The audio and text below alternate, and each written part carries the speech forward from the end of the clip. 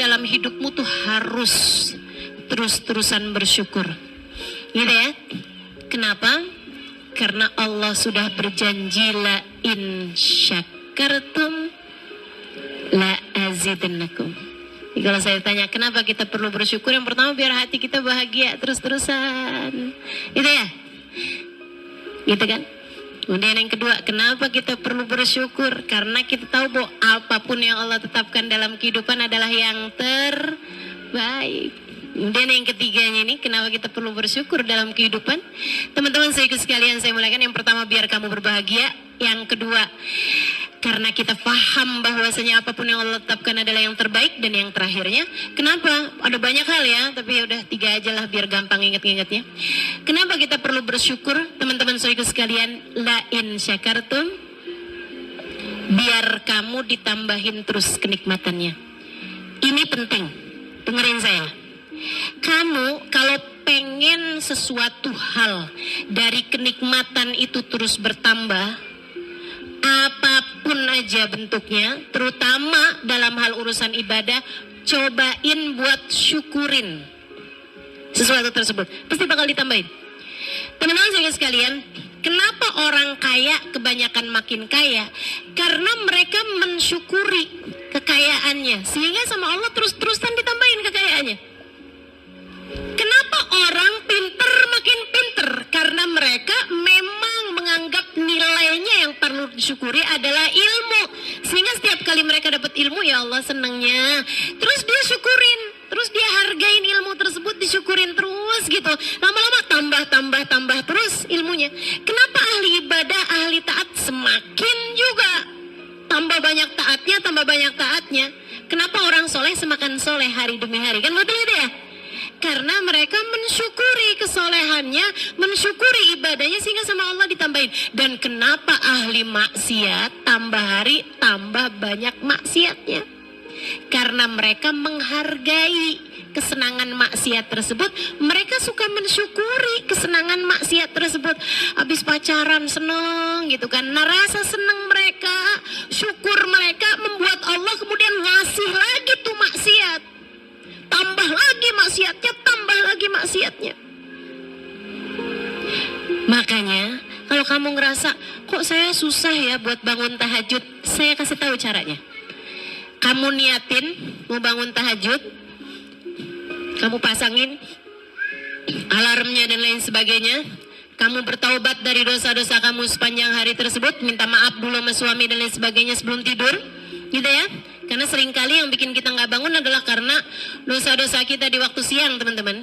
Tahajud itu undangan, hanya akan Allah bangunkan untuk mendatangi undangannya hamba-hamba yang sedang disayang sama Allah SWT. Kalau udah bikin kesalahan, Allah nggak bangunin. Kata Allah, nggak mau aku undang kamu. Orang kamu udah bikin salah kok kemarin. Sama aja ke ibu-ibu kan, kalau anak lagi bikin salah apa-apa kan kita malas ketemunya. Kan begitu, Allah juga suka kayak gitu tuh. Nah tuh, jadi kita taubatin dulu ini apa segala macam, minta sama Allah SWT, ya Allah bangunin saya, baca akhir dari surat Al-Kahfi, akhirnya aja, satu ayat terakhir dari surat Al-Kahfi. Qul innama ana basyarum mithlukum yuha ilayya annama ilahukum ilahu wahid faman kana yarju liqa rabbih falyamal amalan shalihan wa la yusyrik bi ibadati rabbih ahada. Baca itu, kemudian habis selesai baca itu, selain sebelumnya baca Bismillahirrahmanirrahim 21 kali. Nih ya, ilmu buat yang kepengen bangun malam.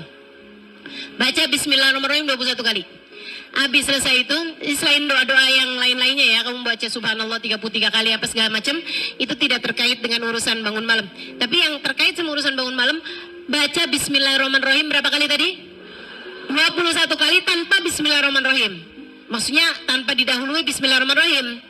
Kalau didahuluin baca Bismillahirrahmanirrahim, terus baru baca Bismillahirrahmanirrahim, jadinya berapa? 22, itu maksud saya.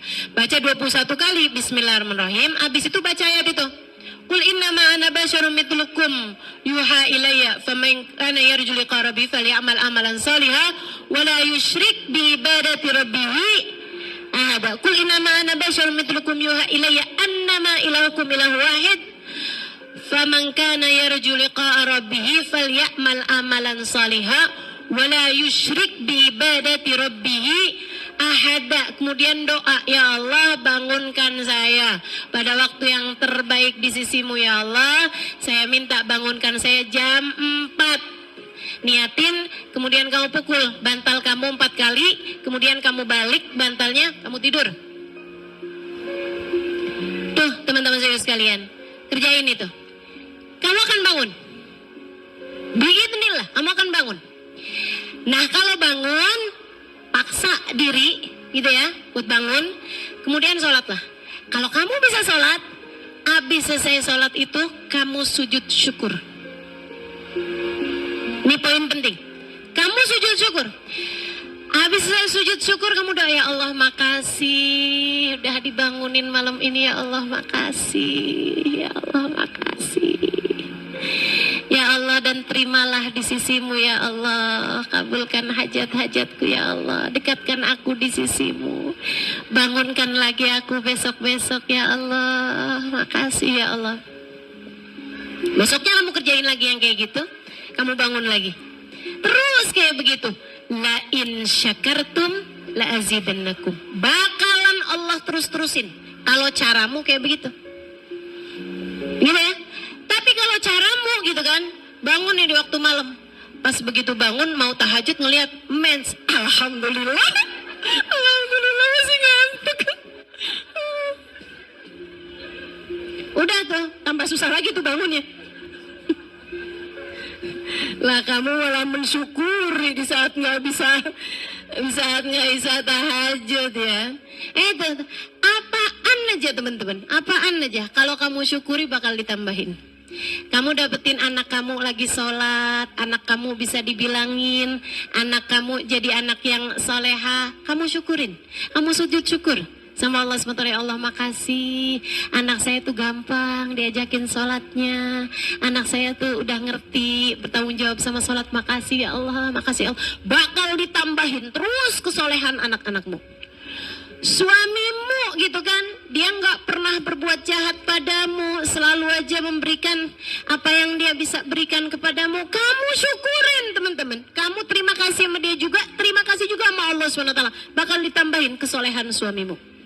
Tapi kalau kamu tuntut terus-terusan suamimu, kamu nggak ngerti berterima kasih kepada suamimu, jangan salahkan siapa-siapa. Kalau Allah ngelihatnya, nih nggak pantas nih, udah dikasih bagus-bagus malah dia nggak pinter jaganya. Dah aku ambil balik deh, sebab la in kafartum inna adzabi lasyadid. Kalau kamu kufur nikmat, nggak pinter jaga nikmat, maka azabku amat sangat pedih. Jadi tahu ya caranya bersyukur ya. Insya